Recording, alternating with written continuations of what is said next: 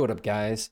I wanted to make a video talking about low time to kill games like Valorant and how to be consistent in them compared to other games like Apex or Overwatch, which are higher time to kill and have extended fights.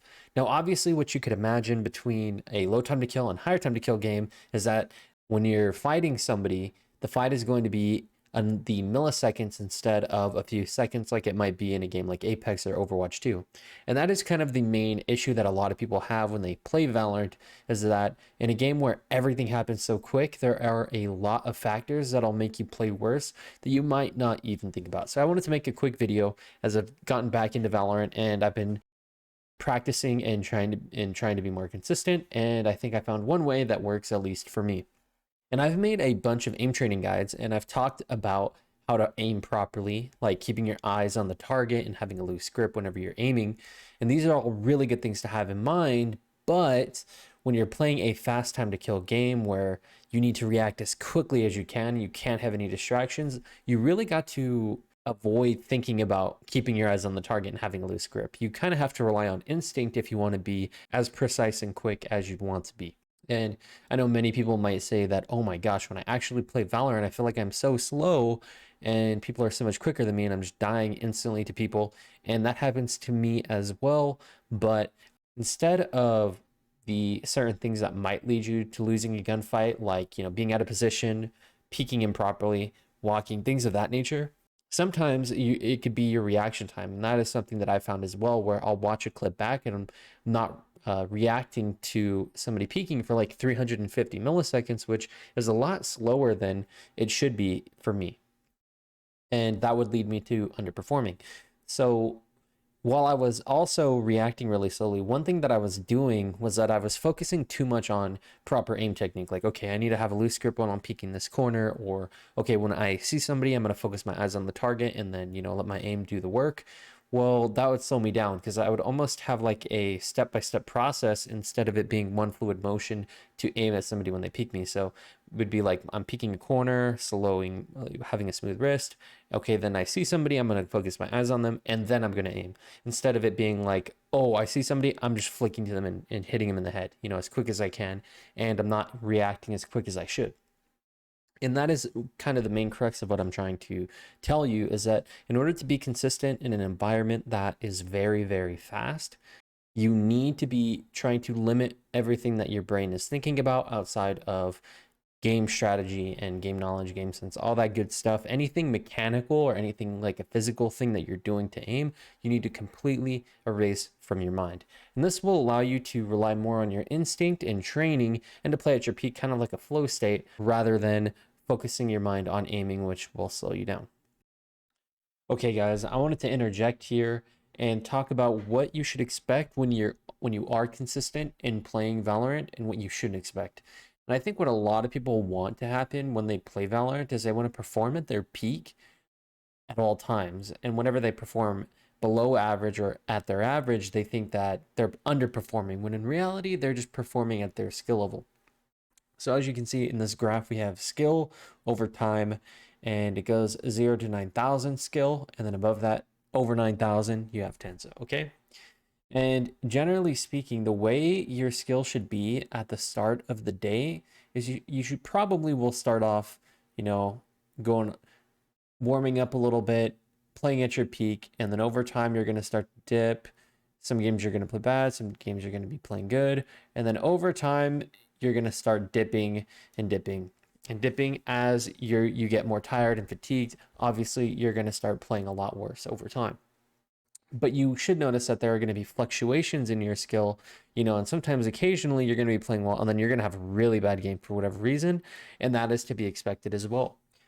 And a quick little thing here is that you're gonna start performing worse as you keep playing. So I do recommend, like, maybe every hour or so, you should probably take like a 10-minute break and give yourself time to wind down. That way you're not gonna overburden yourself, because you will play worse if you just, play the game for 8 hours straight.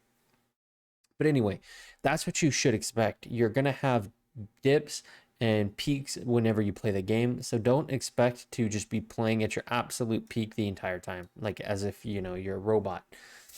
And Also, you should take notice here that you're not going to be playing your peaks, even though you want to be 10s, you're not going to be playing at that level, even if you want to be consistent, right? You got to work up to it. Your skill level is going to have to increase if you want your peaks to be higher and your troughs to be a little bit better as well. And I think that a lot of people might watch this video and be like, oh, that didn't help me. I'm still playing bad. All this video is trying to do is even out your skill graph here. You're not going to have, like right here, what I'm circling, you're not going to have, hopefully, as many big dips in skill like you would see normally. Instead, hopefully, you're going to be playing at your peak and a lot more, and your skill won't dip down as bad over time. Okay, I just wanted to have my cute little graph here, and hopefully it explained it at least a little bit. But anyways, guys, get back to the video. And unlike higher time to kill games, which of course don't happen as quickly, and low time to kill games like Valorant, there I can rely on focusing on my technique, like keeping my eyes on the target and having a loose grip, because those will lead me to be consistent when I'm trying to track somebody. But if I'm just trying to flick and shoot somebody in the head as fast as I humanly can, then of course I can't think of these things as much because it'll slow me down. And you might be thinking, well, if I don't focus on my aim in the game, then I'm not going to hit anything. And to kind of go over what I think you should be doing is that you should be practicing your aim and your mechanics and your movement, recoil control, all that good stuff that happens whenever you take a gunfight. You should be trying to isolate those in another training area, such as Kovacs or aim labs, if you want to practice your aim, or a team deathmatch or deathmatch, if you want to practice your peeking, maybe your crosshair placement, things of that nature. And you could also use the range for any of these as well. And that is where you're going to be practicing your fundamentals and your technique that will allow you to perform well. The only thing, though, is that you're going to need to be practicing a lot. That way, all your training becomes instinct. And then whenever you're playing the game, you'll be able to have great aim, great movement, great recoil control without even having to think about it. And without having to think about it, of course, you won't be too slow whenever you're trying to aim at people. And whenever you go into a ranked game, if you want some things to help you in gunfights that aren't anything like physical that you're focusing on, like having a loose grip, what I like to do is I focus on one thing. I might be focused on, in one game, my crosshair placement. I might be thinking about my ability usage, anything to kind of get my mind away from the mechanics, and that will allow me to just have my aim be completely natural and quick.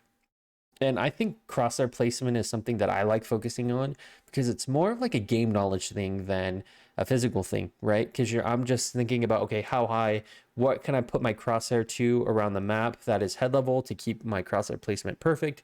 And if somebody manages to peek me while I'm focusing my crosshair placement, no big deal. I'm not worried and I'm not thinking about anything physical. So of course I'll be able to react quickly. However, I will say that maybe if you're a newer player, maybe you're lower rank, honestly, even in Immortal, I might think of these things as well, where if I do want to focus and improve at something mid-game, such as I notice that I am crouch spraying a ton, then I will focus on strafing in between shots if I really think I need to, but I will only focus on one thing per game. So I'm not going to be focusing on my crosshair placement and my movement.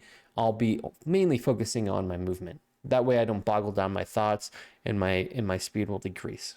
And because I've mentioned that you shouldn't be thinking about your aim and whatnot in a game, what you really should be focusing on, again, is nothing physical, but more of the mental side of Valorant, things like strategy, game sense, and ability usage, because those are going to be what you learn in ranked. You don't want to be learning your mechanics when you're playing a ranked game, because you could learn those quicker and better in other settings in Valorant. Instead, you want to isolate what you actually do learn from ranked, which is going to be the macro side of the game, or the strategy, which is going to be separate from mechanics, like which is called micro.